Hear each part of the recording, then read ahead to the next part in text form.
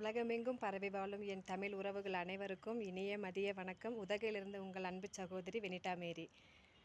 இன்றைக்கி உங்களுக்கு ஒரு சின்ன தகவல் ஒன்று சொல்கிறதுக்காக ஒரு வீடியோ பண்ணிகிட்ருக்கேன். இந்த தோல் தக்காளின்னு சொல்லுவாங்க. இது நீங்கள் பார்த்துருப்பீங்கன்னு நினைக்கிறேன். இது இந்த பழமானது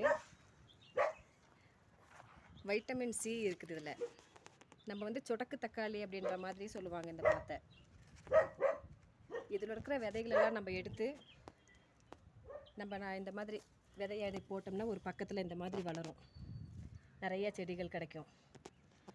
இது எல்லா விவசாய நிலங்கள்லேயும் இது கிடைக்கக்கூடியது. இந்த பழம் இப்படி தான் இருக்கும், நீங்கள் பார்த்துருப்பீங்கன்னு நினைக்கிறேன்.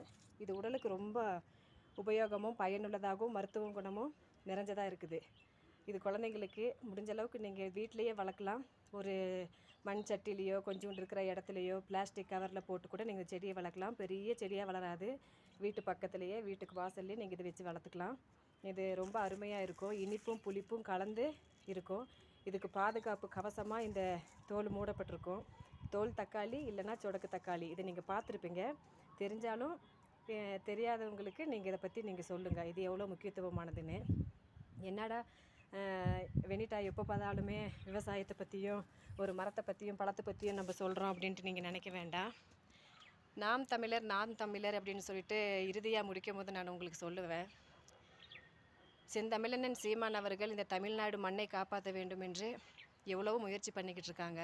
இன்னும் நம்ம புரியாமல் தான் இருக்கிறோம். நம்ம தமிழ்நாடு மண்ணை, மலையவும் இயற்கையவும் நீர்நிலைகளையும் சுற்றுச்சூழல் அனைத்தையும் பாதுகாக்க வேண்டியது இந்த மண்ணில் பிறந்த இந்த தமிழர்களுக்கு மட்டுமே அந்த உரிமையும் இருக்கிறது, அக்கறையும் இருக்கிறது. வேறு மாநிலத்தவர்கள் யாரும் தமிழ்நாட்டில் எங்களுடைய நிலம் என்று கொண்டாடி இருக்க முடியாது.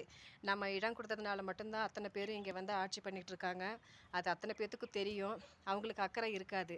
இந்த மண்ணின் மேலே உள்ள அக்கறை தமிழ் பிள்ளைகளாக இருக்கிற எங்களுக்கு மட்டும்தான் இருக்குது. அதனால் இந்த வீடியோ உங்களுக்கு போடுறேன். இந்த இயற்கையை நேசிங்க, இயற்கையை காப்பாற்றுங்க. மண் எல்லாம் முடிஞ்சிருச்சு, மலையை வெட்டியாச்சு, நீர்நிலையில் இருக்கிற மணலெல்லாம் அள்ளியாச்சு, இயற்கையை அழிச்சாச்சு, கட்டடம் கட்டியாச்சு, காட்டேஜ் கட்டியாச்சு, எல்லாம் முடிஞ்சிருச்சு. முடிஞ்ச அளவுக்கு எதிர்காலத்தில் குழந்தைகளுக்கு நல்ல ஒரு விவசாயத்தை சொல்லிக் கொடுங்க, இயற்கை விவசாயத்தை சொல்லிக் கொடுங்க. மரம் பழம் இந்த கொடிகள் வளர்ப்பதை விட்டு ஆர்வத்தை காமிங்க குழந்தைங்களுக்கு.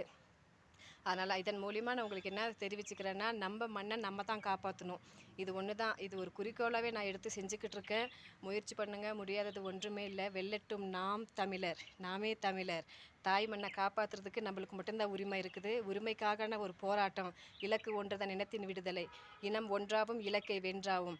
நம் தாய் மண்ணை காப்பாற்றுறதுக்கு நம்ம எல்லாரும் ஒரு புரட்சி போராளியாக மாற வேண்டும் என்றது என்னோட விருப்பம். வெல்லட்டும் நாம் தமிழர். வணக்கம்.